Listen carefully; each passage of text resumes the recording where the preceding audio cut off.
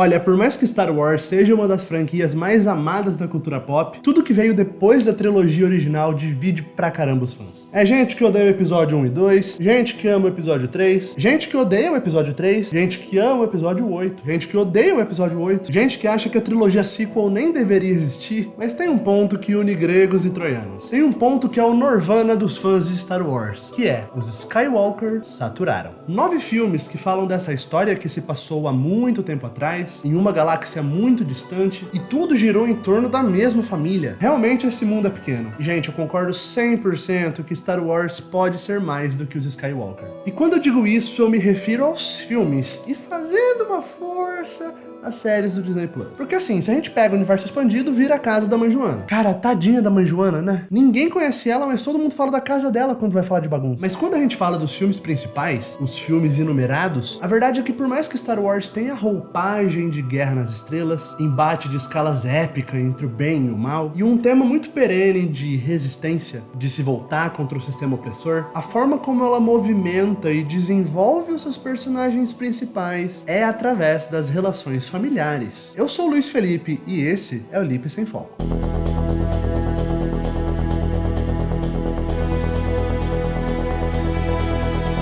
Gente, antes da gente começar, esse vídeo vai ter spoiler da saga toda, tá? Então esteja avisado. Existem muitas obras que possuem um universo tão vasto, tão interessante, que é bem comum em algum momento achar que a história em si que a obra quer contar é menos legal do que todo o resto do universo. Isso dá uma sensação de desperdício, de que existem múltiplos caminhos extremamente interessantes que a obra poderia seguir, mas ela opta por continuar dando foco naquele mesmo conflito, com aqueles mesmos personagens. E eu aposto que você já pensou nisso, ou já viu alguém falar disso sobre Harry Potter, do Senhor dos Anéis e até da própria Star Wars, entre outros exemplos. Mas quando a gente sente que o mundo bruxo está sendo desperdiçado, ao acompanharmos exclusivamente a jornada do Harry, é muito importante lembrar que quem rege a história é personagem. O mundo bruxo é apenas uma ambientação fantástica, mas a história que está sendo contada é de apenas um recorte daquele mundo. Um recorte sobre Harry Potter e o seu embate com o Voldemort. É só frustrante esperar muito mais do que isso, porque você acaba se perdendo na magnitude daquele mundo, pensando no que a história poderia ser e esquece de aproveitar o que a história é. Então quando a gente volta para Star Wars, a gente tem um universo com literalmente um potencial infinito, já que existem múltiplos planetas. Então é só criar uma coisa nova num planeta novo e pronto, né? Por mais que todos os planetas de Star Wars pareçam ser do tamanho de São Bernardo, já percebeu? Tem um lugar pra você estacionar a nave, umas 100 pessoas por ali, quando muito, e acabou. Mas se Star Wars fosse em cada filme mostrando a diversidade de planetas, mostrando mais da cultura dos Mandalorianos, mostrando mais sobre Jedi e Sith, mostrando os outros tipos de mercenários que existem nas galáxias, os biomas, as faunas, as floras, concorda que o filme deixaria de ser um filme e viraria um glossário? Star Wars possui essa vastidão, mas essa vastidão é apenas o palco para contar a história que ela quer contar. Esse mundo existe em função do recorte escolhido para a narrativa e não o contrário. Esse recorte vai acompanhar a história de Luke Skywalker e a guerra entre os rebeldes e o Império Galáctico. Mas Lip, tá, essa trilogia é sobre o Luke, então as outras não precisavam ser sobre os Skywalkers, né? Acontece que o intuito sempre foi que essas trilogias contassem juntas uma macro história. E quando a gente lembra das prequels, o intuito era justamente contar a história de origem do Darth Vader e ao mesmo tempo contar sobre a queda da República e a ascensão do Império. E já que o personagem principal era o pai do Luke Skywalker, era inevitável que o tema família voltasse. E como as sequels começaram justamente fazendo um movimento de trabalhar com muita nostalgia, apelando para os personagens antigos, trazendo de volta os personagens clássicos da obra, não tinha como família ser deixado de lado. Mas você deve estar pensando, Lip, família é realmente um assunto tão presente assim em Star Wars? Senta aí, vamos lá.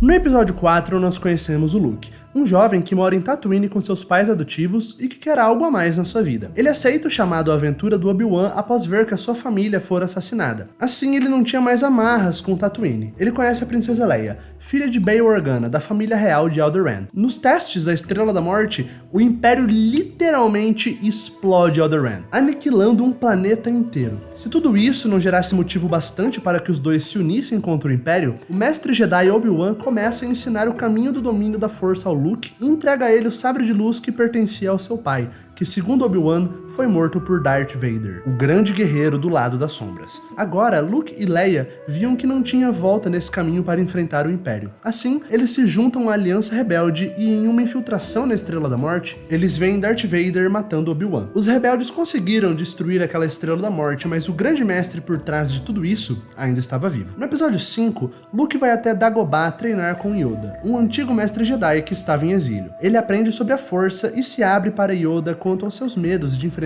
o Darth Vader. Após Han e Leia serem enganados por Lando, o momento do combate contra seu nêmesis chega. Luke enfrenta Vader mesmo havendo uma grande diferença de poder entre eles. Então, quando Luke se encontrava encurralado e sem alternativas contra Vader, que tenta seduzi-lo ao lado sombrio, Vader diz a Luke uma das frases mais icônicas do cinema. I am your father.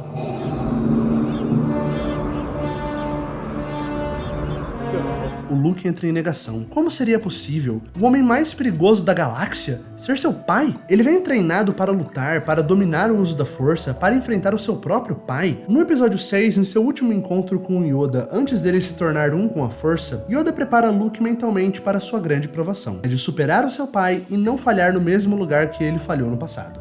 E em sua última frase, ele conta que existe um outro Skywalker.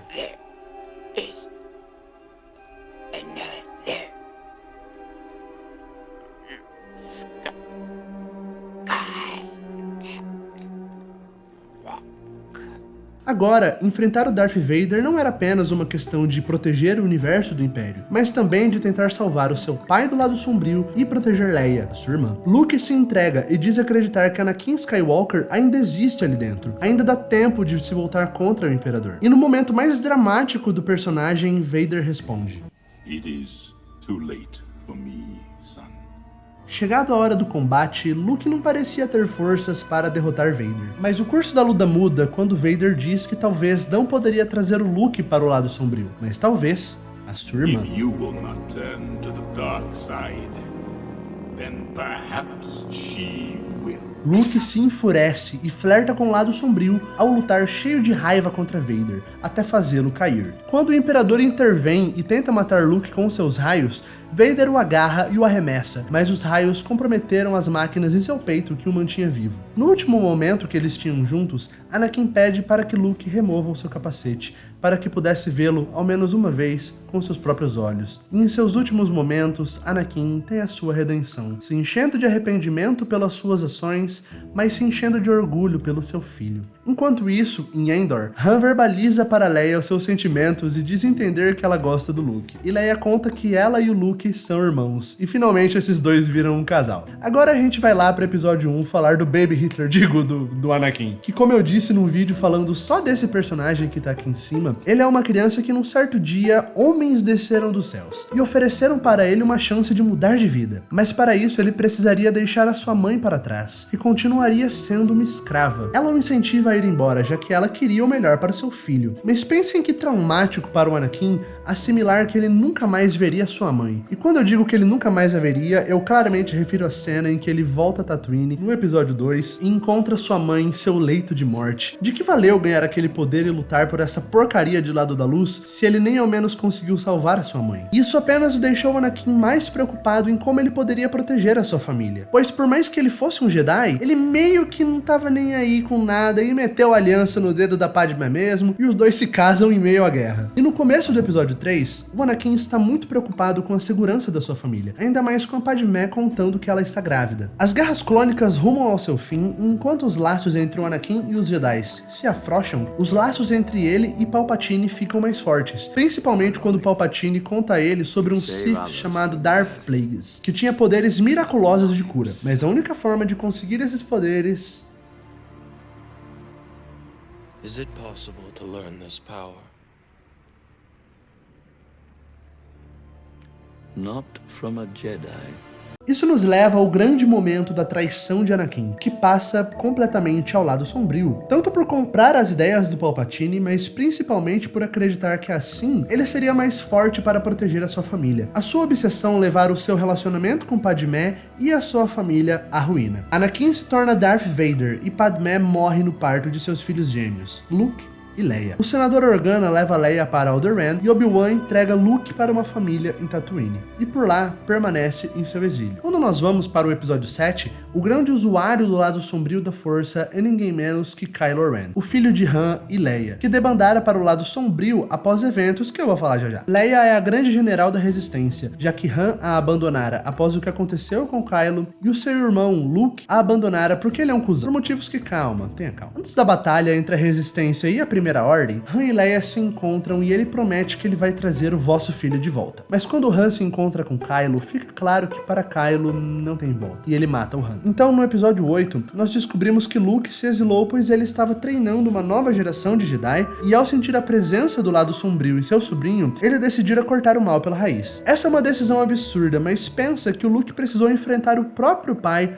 e vê-lo morrer por conta do lado sombrio. Por mais que ele tenha sido a pessoa que viu bondade no Vader, ele sem dúvida carrega o trauma do poder que o lado sombrio pode conter. Luke quase matou a sangue frio o seu sobrinho, que acordou e viu o que o seu tio iria fazer com ele. Luke fracassou como Jedi. Luke fracassou como símbolo de esperança. Mas acima de tudo, Luke fracassou como irmão, Luke fracassou como cunhado e principalmente como tio. Mas diferente de seu pai que fracassou com ele, Luke admite os seus erros e vai atrás de corrigi-los como puder. No final, ele se coloca diante de Kylo para ganhar tempo que a resistência fugisse e ensina uma última lição para o seu sobrinho furioso. Após conseguir o tempo que ele precisava, nós vemos que Luke estava no planeta de Sal através de uma projeção astral. Então, ele se une com a força, olhando os dois sóis. Da mesma forma que a sua jornada começou, ela acabou, lutando para proteger a galáxia e a sua família.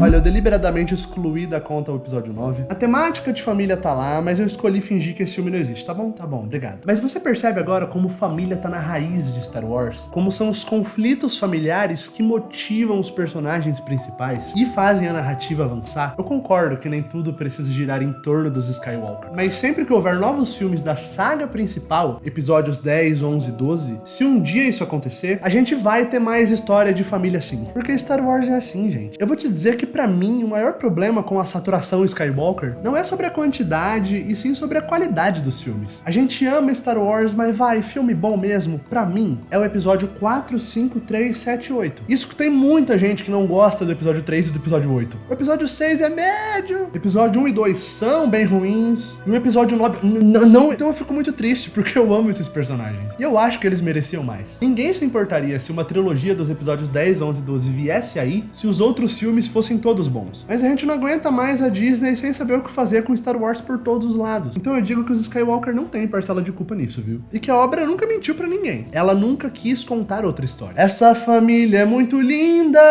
e também muito oriçada. Brigam por qualquer razão, mas acabam ficando sem mão. Pessoal, muito obrigado por ter assistido essa bagunça. E o que você acha desse assunto? Deu de Skywalkers? Deu de Star Wars? Conta pra mim aqui embaixo nos comentários, porque assunto polêmico a gente adora. Deixa o seu like e a sua inscrição aqui no canal pra ajudar, beleza? Eu sou o Luiz Felipe e esse é o Lipe Sem Foco. Valeu!